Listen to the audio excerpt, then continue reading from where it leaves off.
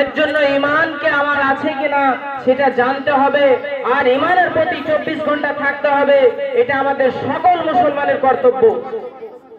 যদি আমার ঈমানদার যদি না থাকি, আমি যদি মুসলমান নাম গ্রহণ করি আর ঈমান যদি না থাকে, তো আমি যতই নামাজ পড়ি, যতই রোজা রাখি, যতই হজ করি, যতই দান করি, যত কিছু করি না কেন, নেক আমল কোনো আমল কাজে আসবে না।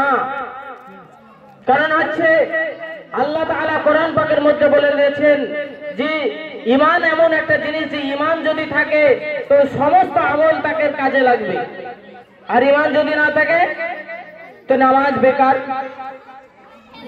রোজা বেকার, হজ বেকার, আল্লাহ নবীর যে সুন্নাত আছে সেই সুন্নাতও কোনো কাজে আসবে না। এর জন্য আমাদেরকে ঈমান একটা মহামান্য দৌলত, যে যদি কোন মানুষের ঈমান জাররা পরিমাণ যদি থাকে, জাররা থেকে জাররা পরিমাণ, সেই জাররা পরিমাণ যদি ঈমান নিয়ে দুনিয়া থেকে আখিরাতে যেতে পারি, তবে আল্লাহ তাআলা এই যে দুনিয়া আছে, এই দুনিয়া থেকে আল্লাহ 10 গুণ বড় জান্নাত দিবেন, বলে সুবহানাল্লাহ। আল্লাহ তাআলা এই দুনিয়া চাইতে 10 গুণ বড় জান্নাত দিবেন এই ঈমানের কারণে। শুধু তাই নয়, যদি ঈমান থাকে, যদি মানুষ ঈমান থাকে, যে নিজাম, দুনিয়ার যে নিজাম, আল্লাহ তাআলা সমস্ত কিছু নিজাম বাকি রাখবে, দুনিয়ার নিজাম সমস্ত কিছু বাকি রাখবে। যদি ঈমানদার না থাকে, একটাও যদি আল্লাহ ওয়ালা না থাকে, ঈমানদার না থাকে, তো আল্লাহ তাআলা সেই দিন দুনিয়াকে ধ্বংস করে দেবে। মোহতারাম বুজুর্গ দোস্ত, ঈমানের এত গুরুত্ব, ঈমানের এত ফজিলত, যে আমরা ঈমানকে আজকে ভুলে আছি। আমরা মুসলমান, আমরা নামাজ পড়ি, কিন্তু আমার ঈমানটা আছে কিনা আমি একবার যাচাই করলাম না। রাজমিস্ত্রি তারা জানে যে কাজ করতে গেলে কিভাবে কাজ করতে হবে, তার মিস্ত্রিগিরি করলে পারে ঠিকঠাক করে কাজ। যারা যেই কাজই করুক না, সেই কাজটা আমার ঠিক হচ্ছে কিনা, সেই কাজের কি পরামর্শ নেয়, সেই কাজটা দেখে, চেক করে। কিন্তু আজ আমরা মুসলমান, ঈমানদার মুসলমান আছি কিনা, আমার ঈমানটা আছে কিনা, সেটা আমরা কখনো যাচাই করি না, জিজ্ঞেস করি না যে আমি ঈমানদার তো বটে, কিন্তু আমার ঈমানটা আছে কিনা কিভাবে জানবো?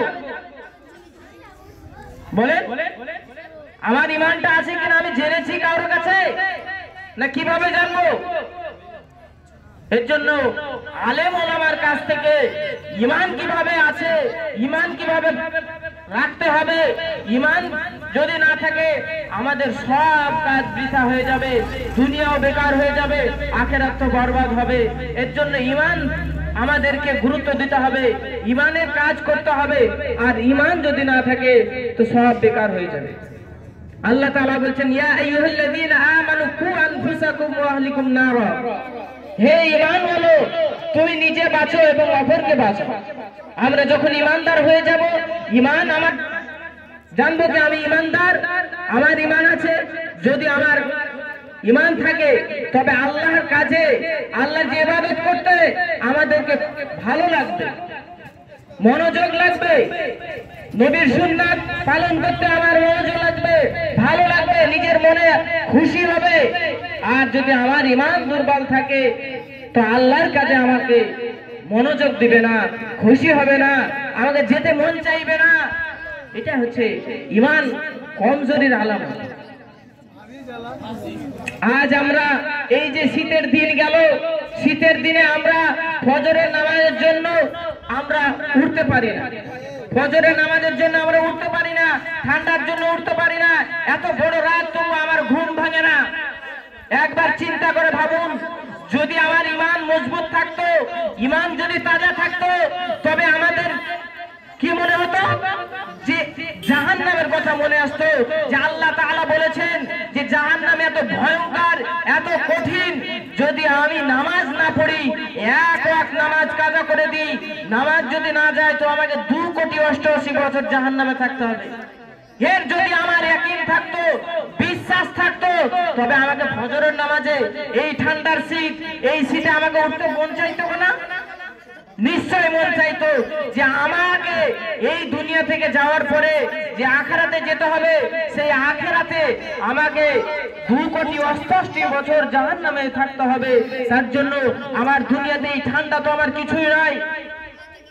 আমার ঈমান তাজা থাকলে সেটা আমাদেরকে সঙ্গে সঙ্গে সেই ঠান্ডা শীতের রাতেও আমাকে উঠিয়ে নেবে।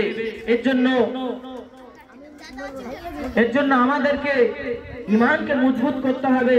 আমাদের ঈমান যদি দুর্বল থাকে তবে আমাদের আল্লাহর হুকুমের প্রতি এগোতে মন চাইবে না, আল্লাহর হুকুম পালন করতে মন চাইবে না। এর জন্য আমরা সকলে ঈমানকে মজবুত করার চেষ্টা করব এবং আল্লাহর হুকুম এবং নবী পাক সাল্লাল্লাহু আলাইহি ওয়াসাল্লামের সুন্নাত মোতাবেক আমাদের জীবন